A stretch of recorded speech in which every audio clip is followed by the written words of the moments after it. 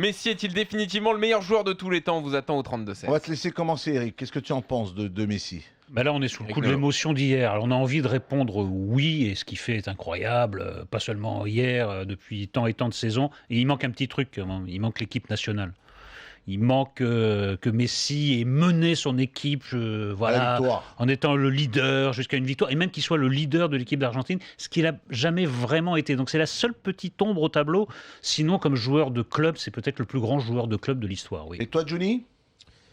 Louis, c'est toujours difficile à comparer Messi avec les grands anciens qui étaient dans le foot. Moi, personnellement, j'ai choisi, par exemple, 6 joueurs que j'ai vu jouer ou que j'ai joué contre, c'est-à-dire Maradona, Zidane, Platini, Ronaldo, Ronaldinho et Zico. Sont les 6 joueurs que je savais que j'ai jamais pouvaient arriver à leur niveau. Tous ces joueurs, ils ont des caractéristiques que Messi a. Si tu choisis les 6, Messi fait tout ce qu'il faisait avant. C'est-à-dire la technique, balle au pied, la classe, l'élégance. C'est décisif. Mais pour dire qu'il a dépassé Pelé, pour moi, il est à côté de Pelé.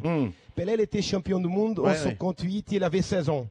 Il a gagné en 62 après, même s'il n'a pas beaucoup joué, il était blessé. En 70, à la fin de la carrière, il était très décisif. Donc, 3 titres de champion du monde, plus de 1000 buts. Bien sûr que c'était en autre époque. Je ne pense pas que je peux considérer qu'il a dépassé Pelé. Mais je suis sûr qu'il est à côté de Pelé et il est devant tous les autres que j'ai dit. Il est dans cette dynastie, il est dans cette ligne de ces grands. Mais on ne peut pas rester insensible quand on voit jouer Messi. On ne peut qu'être admirateur, on ne peut qu'aimer, on ne peut que demander qu'il continue. Mais tu dis c'est le plus grand de tous les temps, toi, Louis? Je dis oui, parce qu'il fait des choses extraordinaires. Il est dans un spectacle où il commence, où on ne le voit pas, et puis d'un seul coup, il va sortir ce qu'il a en lui, c'est-à-dire quelque chose qui fait que les autres n'ont pas, quelque chose qui fait c'est un tout petit bémol, c'est qu'il évolue à une époque où les grands artistes sont plus protégés qu'à l'époque. Quand tu revois les images de Pelé, ce qu'il pouvait ramasser dans un match, Pelé comme faute, même Platini. Donc les artistes peuvent un peu plus s'exprimer. Donc je trouve qu'il y avait un peu plus de mérite chez Maradona, mais pour l'autre côté, Pelé. Juste pour l'autre côté, c'est vrai que les stars sont un peu plus protégés, mais ils ont moins de temps pour réagir. Les adversaires sont plus costauds, ils sont plus physiques, sont plus préparés. C'est-à-dire que tu dois réagir beaucoup plus vite. Donc c'est toujours difficile à comparer les époques. Mais ce qu'il a, lui, je peux te dire une chose, c'est que ça fait 4, 5 ans, 6 ans, les ballons d'or, il les prend un par un.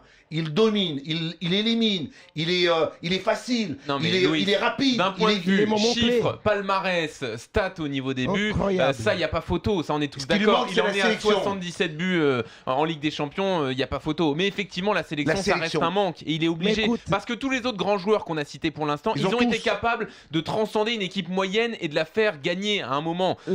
Pas forcément. Moi, je suis pas trop arrivé d'accord. régulièrement, Johnny, quand même. Et l'Argentine, c'est pas non plus, c'est pas vraiment une petite sélection, quoi.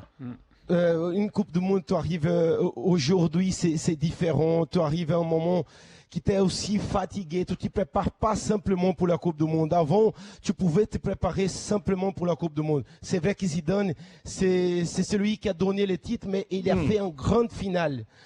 Peut-être que s'il ne marque pas les 2 buts, on ne parlait pas trop aussi. Donc, pour moi, ce qui Messi fait, la difficulté des matchs de Champions League, les demi-finales, il enchaîne les performances. Il n'y a pas un autre joueur que j'ai vu jouer qui est meilleur que lui. Tu prends Messi, Eric, je ne sais pas ce que tu en penses. Quand tu prends un Messi en sélection, c'est vrai qu'on attend avec impatience. Mais évidemment. C'est vrai que quand il joue au Barça, il joue dans un collectif dans lequel il les connaît parfaitement bien, ils le connaissent parfaitement bien. Et j'ai l'impression, quand vous me citez Pelé, Zidane, Cruyff, tous ces Maradona, ils ont toujours été dans ces sélections hyper bien accompagnés. Ils sont passés, ils étaient dans les bonnes générations dans lesquelles il fallait. Excuse-moi, mais il y a quelque chose un peu injuste aussi à dire Messi, parce qu'il marque à la fin. Pourquoi Parce que Barça a usé le Bayern. C'était un match d'une telle intensité que c'est pas un hasard si c'est le dernier quart d'heure qui fait tout basculer. Donc c'est pas Messi tout seul, même si ce sont des exploits. Il bénéficie du travail collectif. Messi a un autre problème aussi, je suis sûr qu'Eric va être sensible à cet argument, c'est Messi, on a l'impression d'un encéphalogramme plat, c'est-à-dire qu'il n'y a pas d'aspérité. Messi, ce n'est pas un personnage charismatique, voilà, exactement. Et quand on compare avec d'autres grands joueurs dans l'histoire du foot, ça peut manquer aussi. Oui, Julie. Louis, je pense que même si le Bayern, bien sûr, ils ont été osés à la fin, le Barça a tourné un peu le ballon. Pour moi, le match jusqu'au premier but, c'était des forces égales. Le Bayern a fait un bon match pour moi jusqu'au premier but. Mais marquer le premier but, c'est pas beaucoup, c'est pas facile ce but-là. On pense que c'est facile parce qu'on a l'habitude de regarder. Ils mettent le ballon juste à l'endroit que le gardien n'était pas capable de le toucher. Non, mais tu as entièrement raison, c'était fait avec une précision et une rapidité incroyable. Mais le 12e, il marque du pied droit. C'est pas son bon pied. Ouais, mais dans le deuxième, il fait tout. De façon, dans la gestuelle, dans la technique, dans la facilité. Finition, Louis. La finition, elle est incroyable. Moi, j'ai eu l'occasion, quand j'étais entraîneur du Betis, d'aller à Barcelone. Et j'ai mis un droitier parce qu'il est dans cette position. Alors, comment on peut l'arrêter, Messi, Louis? Toi, t'as entraîné contre lui, Juni, t'as joué contre lui. Qu'est-ce qu'il a dit, Guardiola, la veille de match? Tu peux mettre n'importe quel système en place, c'est impossible de l'arrêter. Pourquoi? Parce qu'il est malin, il est intelligent. Il sait se déplacer, il sait fuir le marquage, il sait profiter de ses partenaires aussi. Exactement, il arrive à se trouver dans des positions, il arrive toujours à surprendre. C'est-à-dire, là où tu ne l'attends pas, il est capable, au moment où il reçoit, il a une longueur d'avance. Mais Louis, t'as pas été très bavard sur ce qu'a dit Jean-Louis. Moi, tu vois, j'entends Cruyff, il y a une aura tout de suite.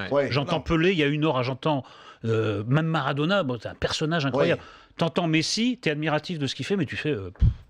parce que c'est le personnage. Ça donne cette impression. C'est le personnage. T'as envie de passer une journée avec Messi? Moi, on m'a demandé, c'était une blague tout à l'heure, on m'a dit, une fille qui avait le choix entre rencontrer Neymar ou toucher $10 000, elle a pris Neymar. Moi, on me propose de rencontrer Messi. Je sais pas, je suis pas sûr. C'est pas un type que j'ai vraiment envie de fréquenter parce que... Il est timide, il est réservé, il ne pense qu'à une seule chose. Je pense que ce qui lui fait, ce qu'il aime, c'est le jeu, c'est le football, c'est de se retrouver. C'est là où il a envie d'exprimer quelque chose, c'est sur le rectangle vert. C'est là qu'il l'exprime remarquablement bien.